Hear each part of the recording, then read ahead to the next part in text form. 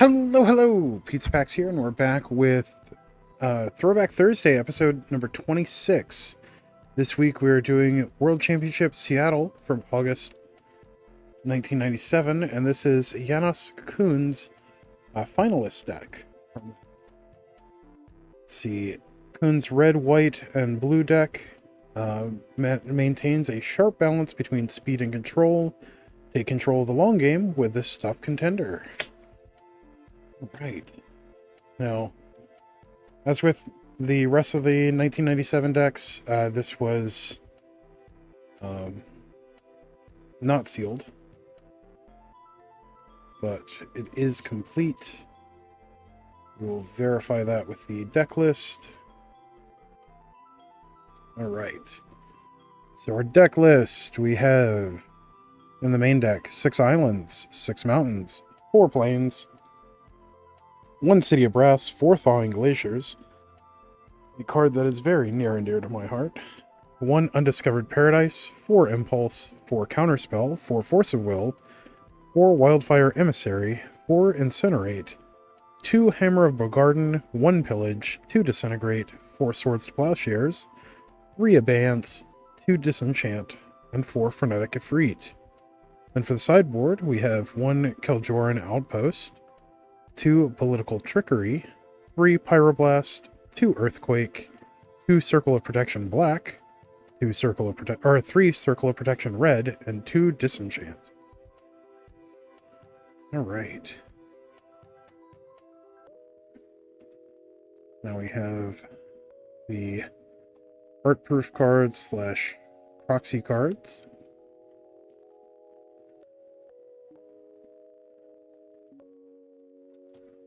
Alright, let's look at the sideboard. So starting off, we have Circle of Protection Black. Art by Gary Grace. 1 and a white enchantment. For 1, you can prevent all damage to you from a black source. Treat further damage from that source normally. 2 of those. Circle of Protection Red, also with art by Jerry Grace, sorry. 1 and a white enchantment. For 1, prevent all damage to you from a red source. Treat further damage from that source normally. Well, this is the 5th edition art. Funny thing about the 5th edition art, it never had a white border printing. Also, they're all kind of these circle rings for the colors, but I always really liked the art for this version. I just hated that it was in white border only. We have 3 copies of that. So we have Disenchant. 1 and a white. Instant. Destroy target artifact or enchantment. Art by Brian Snowdy. 2 copies. We have Keldoran Outpost. Art by Jeff A. Minguez. It's a land with, when it comes into play, sacrifice a plains or bury Keldoran Outpost. And then taps for a white, and then 1 and a white, tap, put a soldier token into play, treat it as a 1/1 white creature. So we still have cards like this that put up great numbers. Not Castle Vantress, Castle Ardenvale is a more recent card that does something similar. Also, the land from Bloomborough behaves very similarly. Next we have Political Trickery. Art by Scott Krissinger. 2 and a blue for a sorcery. Choose target land you control and target land an opponent controls. Exchange control of those lands. This is a great way to take opposing Keldoran outposts and other really good lands. Good utility lands. Especially with something like Undiscovered Paradise, where if they end up tapping it for mana, it comes back to your hand. So we have 2 copies of that. Next we have Pyroblast. Let's see, art by Kaya Foglio. For red, it's an interrupt. Counter target spell if it's blue, or destroy target permanent if it's blue. If the spell target's a permanent, play as an instant. It was later errated to be an instant, so interrupts no longer exist. 3 copies of that. Next up we have Earthquake. Art by Richard Kane Ferguson. So X and a red, it's a sorcery. It deals X damage to each creature without flying in each player. Funny thing with this, quite often this could cause draws, because it could kill both players at the same time. We have 2 copies of that. And that rounds out the sideboard. Let's see, collect all 4 World Championship decks. Relive the excitement of the 1997 World Championships with these 4 commemorative decks. Jacob Slimmer, World Championship, a fast black creature deck that splashes spells from all 5 colors. Janosch Kuhn, Finalist, so this deck. A red, white, and blue deck built for the long game. Paul McCabe, we did that last week. A red-blue attacking deck that uses a number of efficient creatures and spells. And then one I'm still waiting to come in, Sven Gersten, an extremely fast mono-green deck that uses a horde of creatures and very few other spells. Janosch Kuhn, Finalist. Kuhn, a 15-year-old high school student from Hanover, Germany, played a red, white, and blue deck with a balanced mix of speed and control. He uses cards like Incinerate and Swords to Plowshares to deal with opponents' fast creatures, while increasing the mana base with Thawing Glaciers. For in the late game, Disintegrate and Hammer of Bogarden are excellent finishing cards. Nice. Now on to the main deck. We have 4 Force of Will. The art by Therese Nielsen. 3 blue for an interrupt. You may pay 1 life and remove a blue card in your hand from the game instead of paying Force of Will's cost. Effects that prevent or redirect damage cannot be used to counter this loss of life. Counter target spell. So, still a staple in Legacy and Vintage. One of the most efficient counter spells of all time. Fun fact, the art was originally meant for a red card. Next, we have Impulse. Now, this does have a misprint, as do all versions of the Visions Impulse. Art by Brian Talbot. 1 in a blue, instant. Look at the top 4 cards of your library, put 1 of them into your hand, and the rest of them on the bottom of your library. You do not shuffle your deck afterwards. That is an error that was later errated. We have 4 copies of Impulse. Next, we have the Quintessential Counterspell with art by Hannibal King. Fun fact, this art has only ever had 1 black border printing, and that was as a Judge promo, I believe. But blue for an interrupt, counter target spell. We have 4 copies. Next, we have Frenetic Efreet. Art by Tom Gianni. 1 blue-red for a 2/1 Summon Efreet with flying. 0, flip a coin. Target opponent calls heads or tails while the coin is in the air. If the flip ends up in your favor, Frenetic Efreet phases out. Otherwise, bury Frenetic Efreet. So basically, you would use that as a way to save your Frenetic Efreet, either in response to damage on the stack, or in response to a kill spell on it. Because you can do that as many times as you want. We have 4 copies. Next we have Disenchant.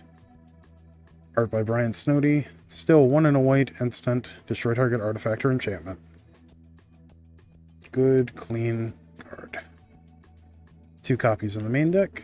Next we have Swords to Plowshares. One of the best removal spells ever created. And was a core of the early game, or the early parts of Magic. And what made white one of the strongest colors at the time.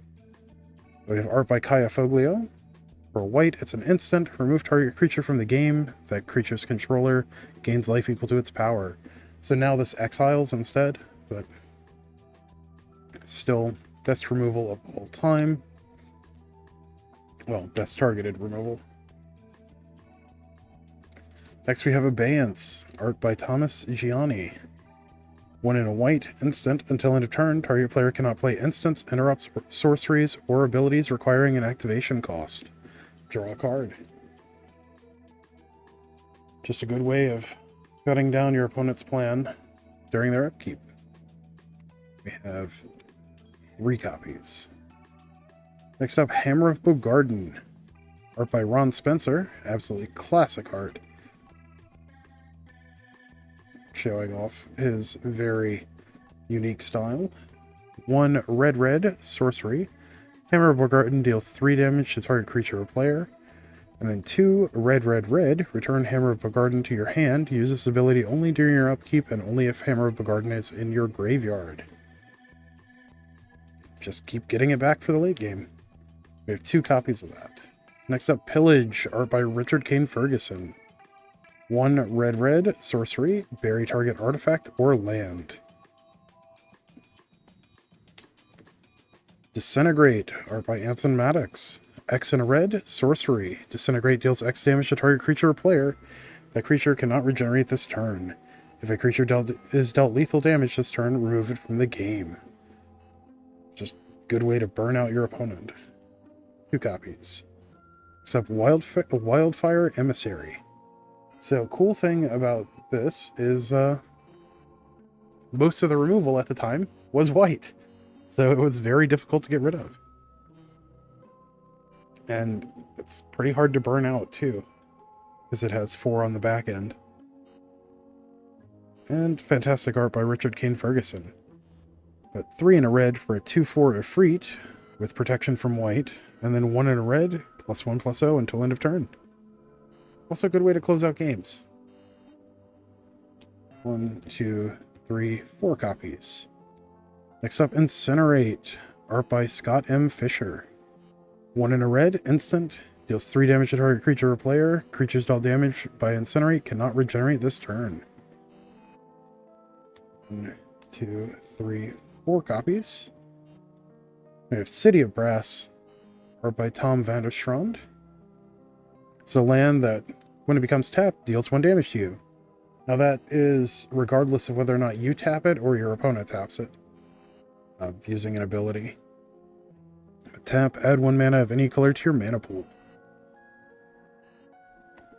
Next up, Thawing Glaciers, art by Jeff A. Menges.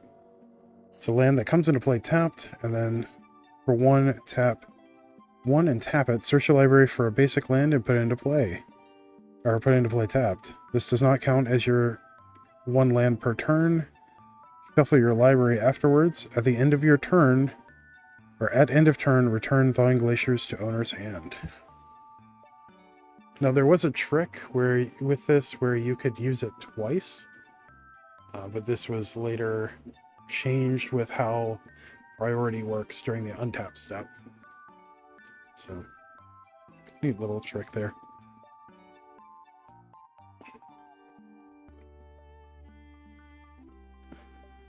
And we have 4 copies of Thawing Glaciers. Next up, Undiscovered Paradise. This interacts well with the... What card is it?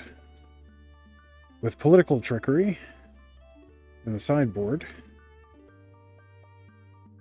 But it's art by David O'Connor. It's a land that tap, add 1 mana of any color to your mana pool. At the beginning of your next untap phase, return Undiscovered Paradise to owner's hand. Keep in mind that's owner's hand, not controller's hand.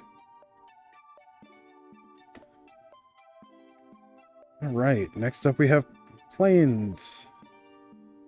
Art by Pat Morrissey.